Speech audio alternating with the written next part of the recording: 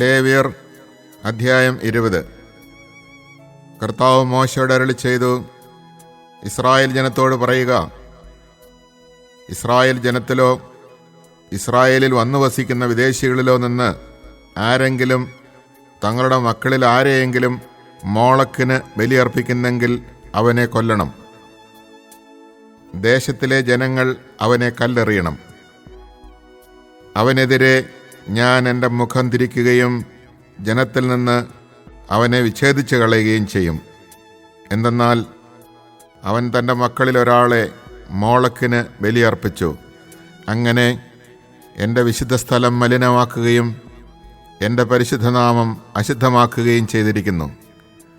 അവൻ തൻ്റെ മക്കളിൽ ഒരാളെ മോളക്കിന് ബലി കൊടുക്കുമ്പോൾ ദേശവാസികൾ അതിനു നേരെ കണ്ണടച്ച് കളയുകയും അവനെ കൊല്ലാതിരിക്കുകയും ചെയ്താൽ ഞാൻ അവനും അവൻ്റെ കുടുംബത്തിനുമെതിരായി എൻ്റെ മുഖം തിരിക്കുകയും അവനെയും മോളക്കിനെ ആരാധിക്കുന്നതിന് അവൻ്റെ പിന്നാലെ പോയവരെയും സ്വജനത്തിൽ നിന്ന് വിച്ഛേദിച്ചു കളയുകയും ചെയ്യും.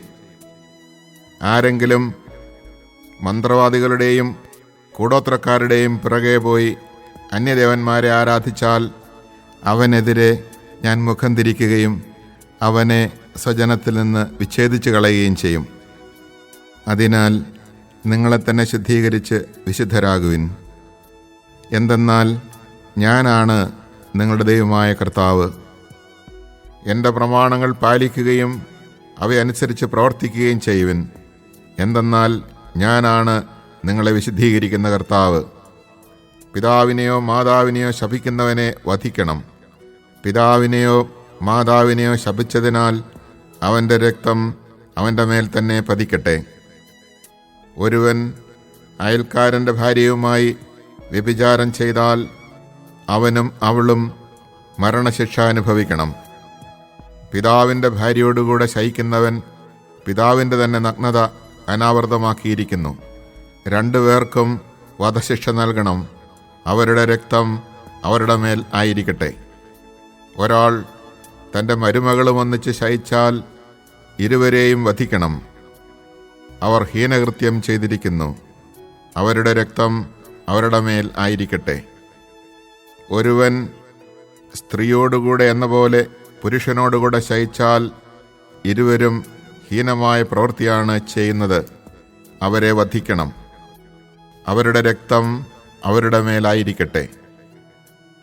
ഒരാൾ ഒരു സ്ത്രീയെയും അവളുടെ അമ്മയെയും പരിഗ്രഹിച്ചാൽ അത് ഹീനകൃത്യമാകുന്നു. നിങ്ങളുടെ ഇടയിൽ ഇതുപോലുള്ള ഹീനകൃത്യം ഉണ്ടാകാതിരിക്കാനായി 3 പേരെയും തീയിൽ ദഹിപ്പിക്കണം. മൃഗത്തോടുകൂടെ ശയിക്കുന്നവനെ വധിക്കണം. മൃഗത്തെയും കൊല്ലണം. ഒരു സ്ത്രീ ഏതെങ്കിലും മൃഗത്തെ സമീപിച്ച് അതിൻ്റെ കൂടെ ശയിച്ചാൽ അവളെയും മൃഗത്തെയും നിങ്ങൾ വധിക്കണം. അവർ മരണശിക്ഷ അനുഭവിക്കണം. അവരുടെ രക്തം അവരുടെ മേൽ ആയിരിക്കട്ടെ. തൻ്റെ പിതാവിൽ നിന്നോ മാതാവിൽ നിന്നോ ജനിച്ച സഹോദരിയെ ഒരുവൻ പരിഗ്രഹിക്കുകയും അവർ പരസ്പരം തങ്ങളുടെ നഗ്നത കാണുകയും ചെയ്യുന്നത് നികൃഷ്ടമാണ്. സ്വജനത്തിൻ്റെ മുൻപിൽ വെച്ച് അവരെ വധിക്കണം.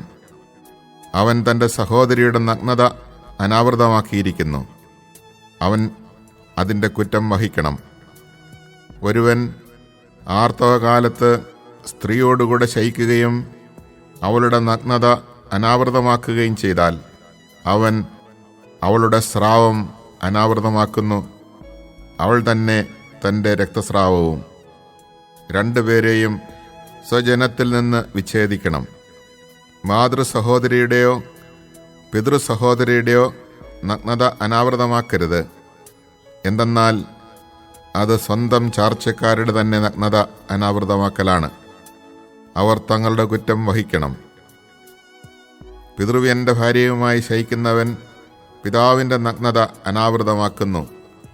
അവരുടെ പാപം അവർ വഹിക്കണം. അവർ മക്കളില്ലാതെ മരിക്കണം. സഹോദര ഭാര്യയെ പരിഗ്രഹിക്കുന്നത് അവിശുദ്ധമാണ്. അവൻ തൻ്റെ സഹോദരൻ്റെ തന്നെ നഗ്നതയാണ് അനാവൃതമാക്കുന്നത്. അവർക്ക് സന്താനങ്ങൾ ഉണ്ടാകരുത്. നിങ്ങൾക്ക് വസിക്കുവാനായി ഞാൻ നിങ്ങളെ എങ്ങോട്ട് നയിക്കുന്നുവോ ആ ദേശം നിങ്ങളെ തിരസ്കരിക്കാതിരിക്കാൻ നിങ്ങൾ എൻ്റെ നിയമങ്ങളും കൽപ്പനകളും അനുസരിക്കുകയും അനുഷ്ഠിക്കുകയും ചെയ്യുവിൻ. നിങ്ങളുടെ മുമ്പിൽ നിന്ന് ഞാൻ നീക്കിക്കളയുന്ന ജനതയുടെ മാർഗങ്ങൾ നിങ്ങൾ പിന്തുടരരുത്. എന്തെന്നാൽ ഇപ്രകാരമെല്ലാം ചെയ്തതിനാൽ ഞാൻ അവരെ വെറുക്കുന്നു.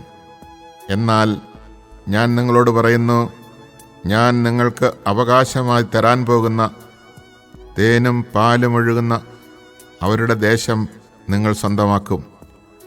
നിങ്ങളെ മറ്റ് ജനതകളിൽ നിന്ന് വേർതിരിച്ച നിങ്ങളുടെ ദൈവമായ കർത്താവ് ഞാനാണ്. അതുകൊണ്ട് നിങ്ങൾ ശുദ്ധവും അശുദ്ധവുമായ മൃഗങ്ങളെയും ശുദ്ധവും അശുദ്ധവുമായ പക്ഷികളെയും വേർതിരിക്കണം. അശുദ്ധമെന്ന് ഞാൻ നിർണയിച്ചിരിക്കുന്ന പക്ഷികൾ, മൃഗങ്ങൾ, ഇഴജന്തുക്കൾ എന്നിവ കൊണ്ട് നിങ്ങൾ അശുദ്ധരാകരുത്. എൻ്റെ മുമ്പിൽ നിങ്ങൾ വിശുദ്ധരായിരിക്കുവിൻ. എന്തെന്നാൽ കർത്താവായ ഞാൻ പരിശുദ്ധനാണ്. നിങ്ങൾ എനിക്ക് സ്വന്തമാകേണ്ടതിന് ഞാൻ നിങ്ങളെ മറ്റ് ജനങ്ങളിൽ നിന്ന് വേർതിരിച്ചിരിക്കുന്നു. മന്ത്രവാദികളോ കൂടോത്രക്കാരോ ആയ സ്ത്രീ പുരുഷന്മാർ മരണശിക്ഷ അനുഭവിക്കണം. അവരെ കല്ലെറിഞ്ഞ് കൊല്ലണം. അവരുടെ രക്തം അവരുടെ മേൽ പതിക്കട്ടെ. Chapter 20. The Lord said to Moses, "Tell the Israelites, anyone, whether an Israelite or an alien residing in Israel, who gives any of his offspring to Moloch, shall be put to death. Let his fellow citizens stone him. I myself will turn against such a man and cut him off from the body of his people, for in giving his offspring to Moloch, he has defiled my sanctuary and profaned my holy name.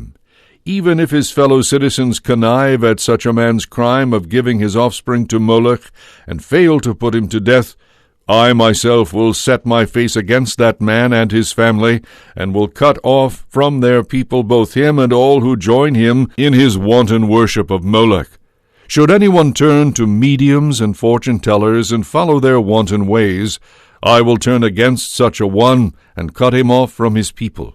Sanctify yourselves, then, and be holy, for I, the Lord your God, am holy. Be careful, therefore, to observe what I, the Lord, who make you holy, have prescribed. Anyone who curses his father or mother shall be put to death. Since he has cursed his father or mother, he has forfeited his life. If a man commits adultery with his neighbor's wife, both the adulterer and the adulteress shall be put to death. If a man disgraces his father by lying with his father's wife, both the man and his stepmother shall be put to death. They have forfeited their lives. If a man lies with his daughter-in-law, both of them shall be put to death. Since they have committed an abhorrent deed, they have forfeited their lives. If a man lies with a male as with a woman, both of them shall be put to death for their abominable deed. They have forfeited their lives. If a man marries a woman and her mother also, the man and the two women as well shall be burned to death for their shameful conduct, so that such shamefulness may not be found among you.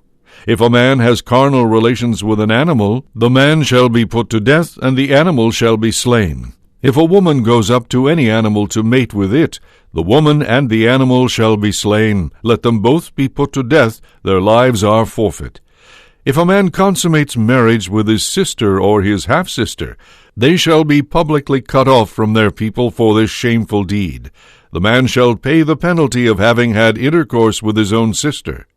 If a man lies in sexual intercourse with a woman during her menstrual period, both of them shall be cut off from their people, because they have laid bare the flowing fountain of her blood. You shall not have intercourse with your mother's sister or your father's sister. Whoever does so shall pay the penalty of incest. If a man disgraces his uncle by having intercourse with his uncle's wife, the man and his aunt shall pay the penalty by dying childless. If a man marries his brother's wife and thus disgraces his brother, they shall be childless because of this incest. Be careful to observe all my statutes and all my decrees, otherwise the land where I am bringing you to dwell will vomit you out.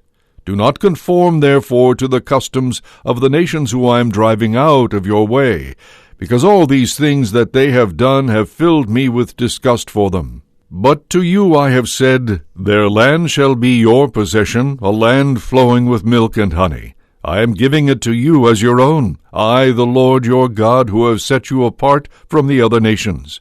You too must set apart then the clean animals from the unclean, and the clean birds from the unclean, so that you may not be contaminated with the uncleanness of any beast or bird or of any swarming creature in the land that I have set apart for you. To me, therefore, you shall be sacred, for I, the Lord, am sacred, I who have set you apart from the other nations to be my own. A man or a woman who acts as a medium or fortune-teller shall be put to death by stoning. They have no one but themselves to blame for their death.